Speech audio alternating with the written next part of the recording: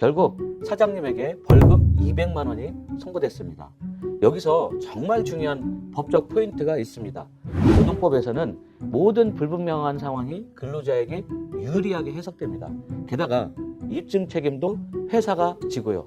그래서 모든 절차는 명확하게 문서로 시기를 정해서 처리해야 합니다. 안녕하세요. 똑똑 변호사 이두입니다. 오늘은 제가 최근에 접한 판결 중에서 정말 많은 사장님들이 걸릴 수 있는, 아니 어쩌면 지금도 모르고 걸릴 수 있는 함정 하나를 말씀드리려고 합니다. 여러분, 이런 상황을 한번 상상해 보세요. 사장님, 저 그만두겠습니다. 아니, 갑자기요? 아니, 최소한 인수인계는 너무 익숙한 상황 아닌가요? 최근 창원지방법원의 한 판결을 보면서 제가 깜짝 놀랐는데요. 직원이 먼저 그만두겠다고 했는데도 회사가 해고수당을 물게 된 사례입니다. 도대체 어떻게 된 일일까요? 사건의 전말은 이렇습니다. 입사 2주 만에 한 직원이 저 그만두겠습니다 라고 했어요. 당연히 사장님은 인수인계는 해주고 가야지 라고 생각했습니다. 여기까지 너무 자연스러운 상황입니다. 그런데 결정적인 실수가 있었어요. 인수인계 좀 해주고 가 라는 애매한 표현만 썼다는 거죠. 퇴사일도 안 정하고 인수인계 기간도 명확히 안 했어요. 그리고 새로운 직원과 갈등이 생기니까 사장님이 차량키는 숙지해두고 나가세요 라는 문자만 보냈다는 것입니다. 법원은 이 사건의 쟁점을 세 가지로 보았습니다.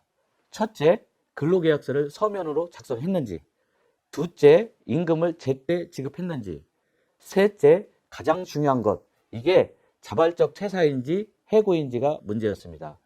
판결의 핵심을 보시죠. 법원은 이렇게 판단했습니다.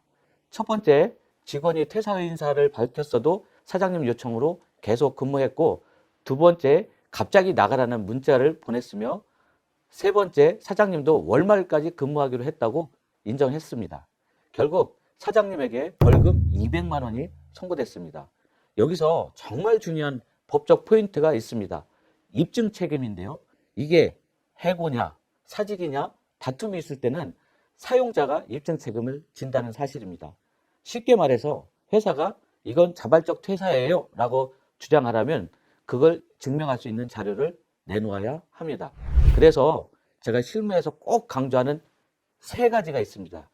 첫째, 사직서는 반드시 서면으로 받으셔야 합니다. 둘째, 퇴사일자를 명확하게 특정하세요. 세 번째, 인수인계 기간이 필요하다면 그 기간을 명확히 해서 문서하시는 것이 필요합니다. 이 사건의 교훈은 뭘까요?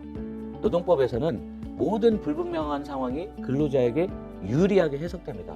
게다가 입증 책임도 회사가 지고요. 그래서 모든 절차는 명확하게 문서로 시기를 정해서 처리해야 합니다. 오늘의 설명이 도움이 되셨습니까? 이런 노무 관련 궁금증이 있으시다면 언제든 연락을 주시기 바랍니다. 지금까지 노동법 변호사 이두였습니다. 감사합니다. 구독과 좋아요, 알림 잊지 마시기 바랍니다. 감사합니다.